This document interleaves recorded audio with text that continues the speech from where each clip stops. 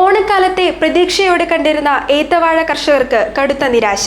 നഷ്ടത്തോടെ വാഴക്കുലകൾ വിറ്റഴിക്കാൻ കർഷകർ നിർബന്ധിതരായിരിക്കുകയാണ്. മുൻപൊരിക്കലും തന്നെയില്ലാത്ത വിലയിടിവാണ് ഇത്തവണ ഏത്തക്കായ്ക്ക് ഉണ്ടായിട്ടുള്ളതെന്ന് കർഷകർ പറയുന്നു. തമിഴ്നാട്ടിൽ നിന്നുള്ള വാഴക്കുലകളുടെ അമിതമായ കടന്നുവരവാണ് നാട്ടിലെ കർഷകരെ പ്രധാനമായും ബാധിച്ചത്. യൂറിയ വളത്തിനുണ്ടായ ക്ഷാമവും പ്രതികൂലമായെന്ന് കർഷകർ പറയുന്നു.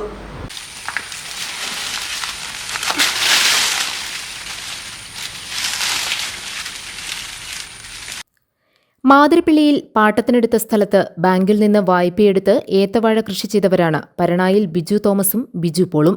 കോതമംഗലം കൃഷിഭവനിൽ നിന്ന് മികച്ച കർഷകനുള്ള അവാർഡ് നേടിയ കർഷകൻ കൂടിയാണ് ബിജു തോമസ്. ഓണക്കാലത്ത് മെച്ചപ്പെട്ട വില ലഭിക്കുമെന്നും കടം തീർക്കുകയും ലാഭം ഉണ്ടാക്കുകയും ചെയ്യാമെന്നുമായിരുന്നു കണക്കുകൂട്ടൽ. എന്നാൽ കണക്കുകൂട്ടലെല്ലാം തെറ്റിയതിന്റെ വേദനയിലാണ് ഇരുവരും. പ്രതീക്ഷിച്ച ലാഭം കിട്ടിയില്ലെന്ന് മാത്രമല്ല, വൻ നഷ്ടവും നേരിടുന്ന സാഹചര്യമാണ് ഇവർക്കുണ്ടായിട്ടുള്ളത്. ഏത്തക്കായ്ക്കുണ്ടായ വിലയിടിവാണ് കാരണം. 40 രൂപയിൽ താഴെയാണ് 1 കിലോ ഏത്തക്കായുടെ വില.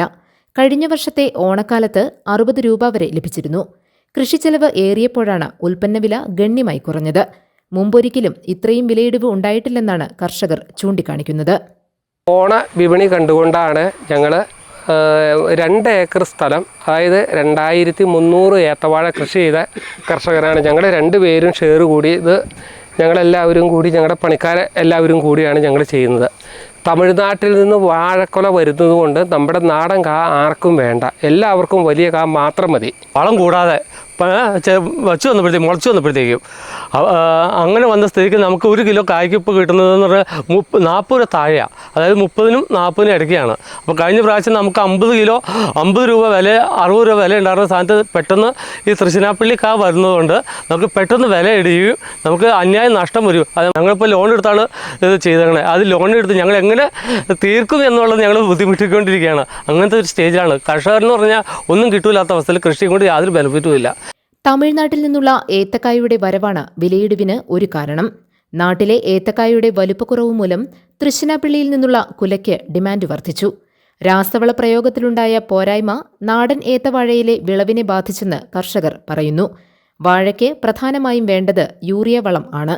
സഹകരണ ബാങ്കുകളുടേതുൾപ്പെടെയുള്ള വളം ഡിപ്പോകൾ വിവിധ കാരണങ്ങളാൽ യൂറിയ വിൽപ്പന ഗണ്യമായി കുറച്ചതാണ് ക്ഷാമത്തിന് കാരണമായത്.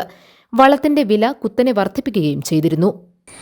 ഞങ്ങൾക്ക് ഒരു സൊസൈറ്റികളിൽ നിന്ന് ഒന്നിനും യാതൊരു സബ്സിഡിയോ കാര്യങ്ങളോ കിട്ടുന്നില്ല. വളം 350 രൂപ, യൂറിയ ഇപ്പോൾ എത്രയാണ്? 850 രൂപ. ഇന്നലെ ഞങ്ങൾ കൂർക്കിക്കിടാൻ വേണ്ടി മേടിച്ചത് 850 രൂപയാണ് മേടിച്ചത്.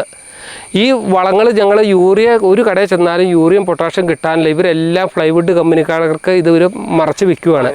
പൈനാപ്പിളുകാർക്കും കൊടുക്കാനാണെന്നും പറഞ്ഞുകൊണ്ട് ഞങ്ങൾ യൂറിയ മേടിക്കാൻ ചെന്ന് കഴിഞ്ഞാൽ യൂറിയയുടെ കൂടെ പൊട്ടാഷ്യോടെ ചേർത്താണ് തരുവുള്ളൂ എന്ന് പറഞ്ഞാണ് ഇവർ ഞങ്ങൾക്ക് തരില്ല, ഇത് വളം തരില്ല. കർഷകർക്ക് വൻ നഷ്ടം നേരിടുകയാണെങ്കിലും കുറഞ്ഞ വിലയിൽ ഏത്തക്കായയും ഏത്തപ്പഴവും ലഭിക്കുന്നതിന്റെ ആശ്വാസത്തിലാണ് ഉപഭോക്താക്കൾ.